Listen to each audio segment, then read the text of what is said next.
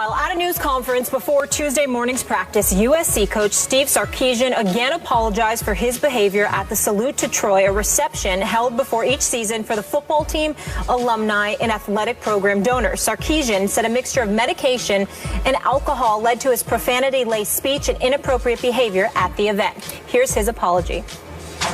First and foremost, I'd like to apologize for my behavior Saturday night. I think the moral of the story is this. When you mix meds with alcohol, sometimes you say things and or do things that you regret. And I regret it. I'm sorry. Steve, because of what happened, do you have a drinking, I think it's fair to ask, do you have a drinking problem? No, I don't believe so. But through Pat and through the university, I'm going to find that out. You know, I'm going to go to treatment. I'm going to deal with it. I don't know if I even need rehab. That's part of the process. There was alcohol in our coaches' locker room after great wins, one way or the other. And I don't know if we're very different than any other organization or program, but there won't be alcohol in our building ever again.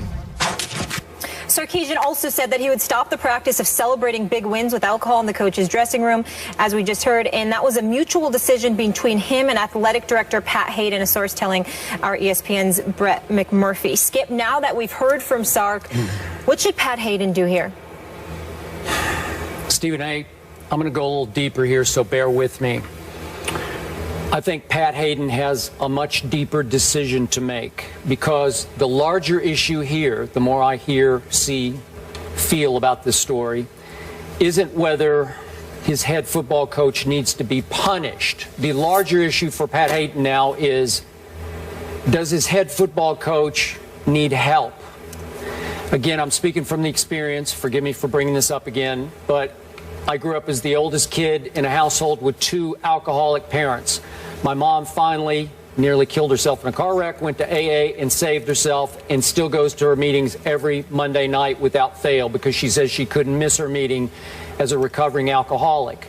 My father went to rehab repeatedly, and I went to repeated counseling sessions with him and the rest of the family, and he failed and drank himself to death. Now, I'm going deep here, and I don't know enough of the facts, but I've heard the question asked enough times of Sarkisian, does he have a drinking problem? He says, I don't know. So he says, I'm going to get treatment. I don't know what treatment means, but I don't need rehab.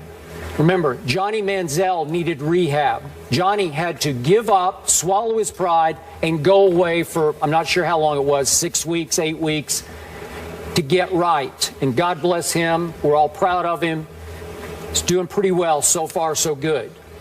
Some people, as you know, Stephen A., can get drunk and repent the next morning after they work through their hangover and say, you know what, I'm not going to do that anymore. And they can just go cold turkey, and maybe they go a whole year before they get drunk again. Some people just can't handle their alcohol. There have been reported incidents involving Sarkisian in the past where you start to wonder, does he have a problem? And I think Pat Haden, as his friend, he's a close friend of Sark's as well as his boss, is going to have to make one of those tough love calls here. Does his coach need more than a visit to the psychiatrist? Does he need more evaluation than that? Does he have a problem? Because it often requires tough love, you know, some sort of, it requires family members or close friends to stage what they call an intervention to say, hey, you need help. And that would have to come from Pat. Obviously, as we keep putting in the context, they have a loaded football team, ranked 8th in this latest, what was it, the AP poll? Mm-hmm. Yeah. So they're 8th in the country. Most people think they're going to win the conference going away. Could they compete for a national championship? Is his job maybe kind of on the line, or some of the USC faithful starting to wonder about him? All I know was that was such an embarrassment for the university because that was such a key moment in the season. And remember, he's going to have to speak to Trojan clubs around the Southland where you are right now, the Los Angeles area. Every week he probably is scheduled to speak to another Trojan club. So they're going to have to either get him right, get him help. Something's going to have to change other than just our off the top of the head reaction the other day of, oh, suspend him for the first game. Well, to recovering alcoholics, that could be offensive because it may run deeper than just that. Your thoughts? Well, my thoughts initially are, obviously, as always, I appreciate your candor, your honesty, and how open you are about what ailments affected your family. I know how deep that runs for you, so I deeply appreciate you sharing that. That's number one. Number two, I believe that Steve Sarkisian, I believe his contrition was genuine. I think that he was sincere. I think that his apology was legit. I think he meant it. I do believe that he's sincerely ashamed of his actions, particularly how it reflects on Pat Haden and the USC Trojans program. I think all of those things are true. Yet it doesn't change my position one bit. I think he should have been suspended immediately. I think the suspension should be a minimum of 2 games. I do not believe he should be fired at all, but I do think a suspension is warranted. And to be quite honest with you, my primary reason is because it's bigger than him. That's why. I like Steve Sarkisian. I met him, I interviewed him. Seems to be a really good guy. I'm certainly not rooting against him. I wish no harm, no negativity towards him. But when you talk about the bigger picture, you have to ask yourself this question. If one of those kids had done that, would they have been suspended? And the answer we all know is yes. When you combine that with the fact that whether it's the NFL or various professional sports leagues, we can also transition that to college, particularly the NCAA, with the way hypocrisy reigns through that place. It is undeniable that coaches and leaders of men are held to a higher standard. So whatever standard you have for the actual athlete, you must have plus for the coach, because that's the leader.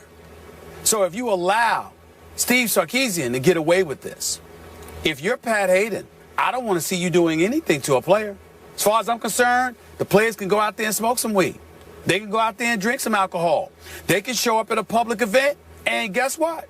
They can do what they want to do. Let me see Pat Haden do something to them. And watch how. You think I've gone off on this show before. You ain't seen nothing yet. Excuse my grammatical incorrectness, but you ain't seen nothing yet.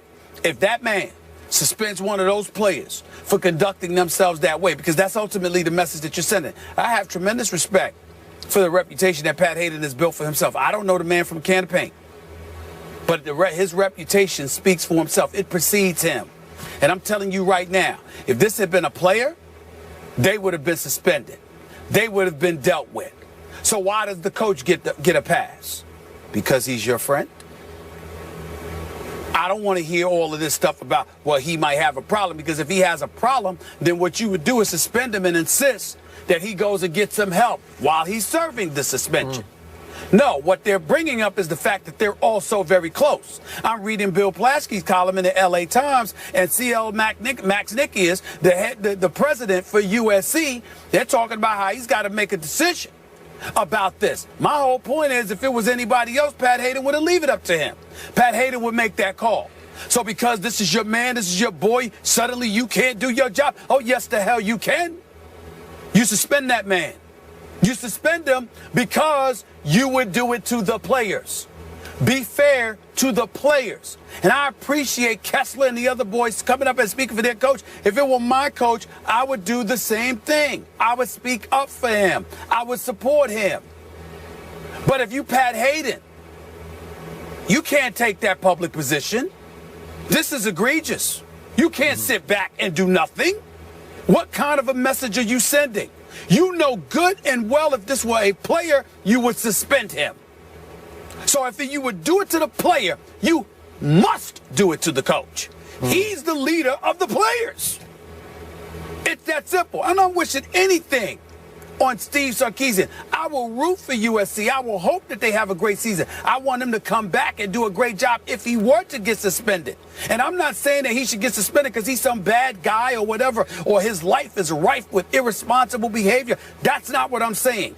This was a very public display of undisciplined, reckless behavior, and dare I say, irresponsible insubordination. It is undeniable. And if that is the case, he must be suspended, or USC players, you now have the right to go and drink and show up at public events for the team, for the university with impunity. You have nothing to worry about. Go ahead, because guess what? Your head coach can do it. Yeah. Your head coach can do it. So why can't you? And to your last point, I found the concept laughable that Sarkisian would say, I'm going to let the players discipline me the way I would discipline them. So he let Cody Kessel, the quarterback, and some of the team leaders say, oh, you got to do those up downs, or you got to run sprints or whatever. Give me a break. You are the authority figure on the team. You can't let the players treat you the way you would treat the players, because you've lost all respect from the players then. I'll take it a step further. I didn't think it was laughable. It ticked me off. And the reason why it ticked me off is because, excuse me, that's a lie. You know good and well, if a player showed up to, salute to Troy and everything that was going on, and they showed up like that, you would have suspended them. Right. You know you would have. There's no way that you would show up at an event for USC in public like that as a player, inebriated, slurred speech, all rocking back and forth, and looking just completely lost. There is no way that a player would show up in public like that representing USC, and Steve Sarkisian would not have suspended him. Yeah. That's my point. That was a lie. Yeah. That's why I don't find it laughable, because it was a lie. Well, you wouldn't just have them running, sprinting up and down and all of this stuff. You would have suspended them. You can't treat this kind of punishment the way you would being late for a meeting or dropping too many passes in practice or whatever it might be. This is so far beyond that. All I'm saying is you would have done it to the players. You can't give the coach a pass when you know you would not have given the players a pass. Pat Haden shouldn't leave this up to the president. Yeah. You're the damn athletic director. You're the boss for a reason. Do your job.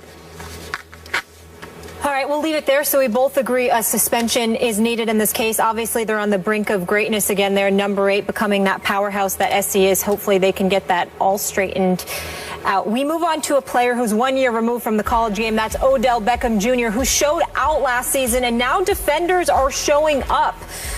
Will the target on his back slow him down in his sophomore campaign? That's the question. And also, Antonio Pierce will join the desk for that conversation. Stay here.